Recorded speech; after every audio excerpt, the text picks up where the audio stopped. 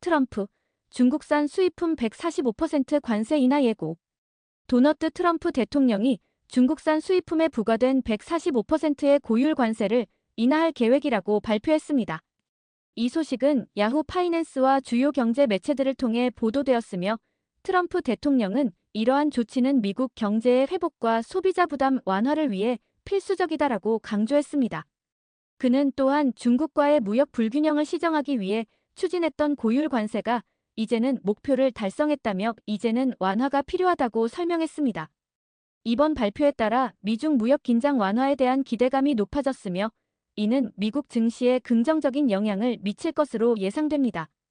특히 주요 수입업체와 유통업체들은 이번 조치로 인해 물류 비용 절감 및 소비자 가격 인하를 기대하고 있습니다. 그러나 반대로 일부 제조업체들은 중국산 제품이 다시 저가로 유입되면 미국 내 생산 경쟁력이 약화될 수 있다는 우려도 제기하고 있습니다. 디트로이트 자동차 3사, 트럼프의 영국 무역협정에 강력 반발.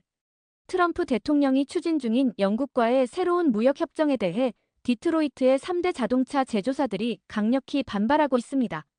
로이터 통신에 따르면 포드, 제너럴 모터스, 스텔란티스는 영국산 자동차와 부품의 미국 시장 진출이 확대될 경우 자국 생산업체들이 큰 타격을 받을 수 있다고 경고했습니다.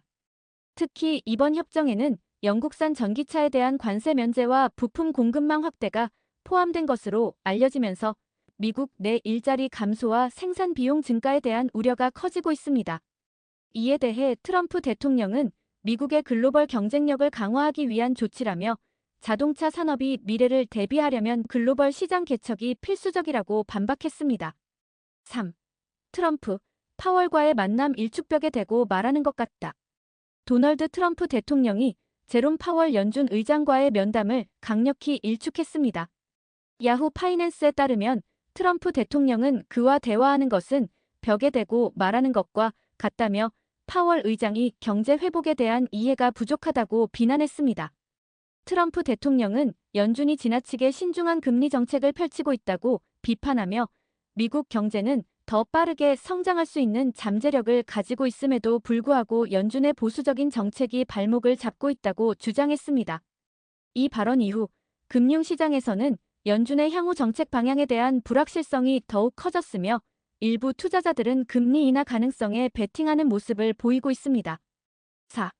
바이든의 주요 정책에 트럼프 동의 유일한 합의점은 도널드 트럼프 대통령이 조 바이든 대통령의 주요 정책 중 하나에 동의했다는 소식이 전해졌습니다.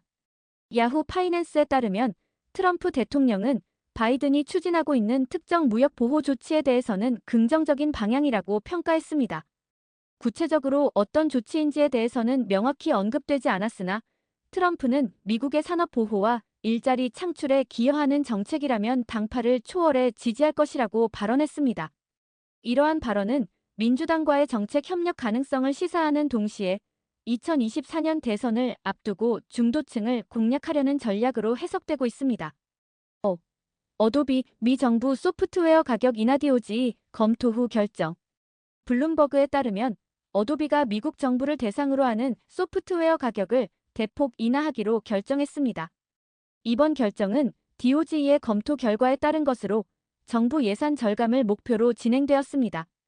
특히 어도비의 주요 제품군인 PDF 솔루션과 클라우드 기반 소프트웨어에 대한 가격이 대폭 낮춰지며 미 정부 기관들의 비용 절감이 기대됩니다. 이에 대해 어도비 측은 정부와의 협력을 강화하고 공공기관의 디지털 전환을 지원하기 위한 조치라고 설명했습니다. 6.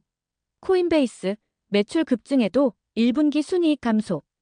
블룸버그 보도에 따르면 미국 최대 암호화폐 거래소 코인베이스가 올해 1분기 매출이 급증했음에도 불구하고 순이익이 감소한 것으로 나타났습니다.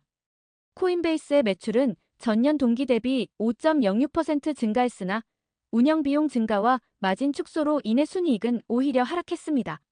전문가들은 암호화폐 시장의 변동성과 규제 압박이 기업 수익성에 영향을 미쳤다고 분석했습니다. 코인베이스는 이에 대응하기 위해 운영 효율성을 높이고 글로벌 시장 확대를 통한 수익 다변화를 추진 중입니다. 7. 셀시우스 창업자 알렉스 마신스키, 암호화폐 사기로 12년형 선고. 셀시우스 창업자 알렉스 마신스키가 암호화폐 사기 혐의로 12년형을 선고받았습니다. 블룸버그에 따르면 그는 투자자들에게 고수익을 약속하며 대규모의 암호화폐를 유치했으나 이를 부당하게 사용한 혐의가 인정되었습니다. 재판부는 피해 규모가 수십억 달러에 달하며 수많은 투자자들에게 회복하기 어려운 경제적 손실을 초래했다며 중형을 선고한 이유를 설명했습니다. 이 사건은 암호화폐 업계의 신뢰성 문제를 다시 한번 부각시키며 향후 규제 강화 논의에 불을 지필 것으로 보입니다. 증권거래위원회와 리플의 장기적인 법적 분쟁이 드디어 종결되었습니다. 좋아요, 구독, 알림 설정 부탁드립니다.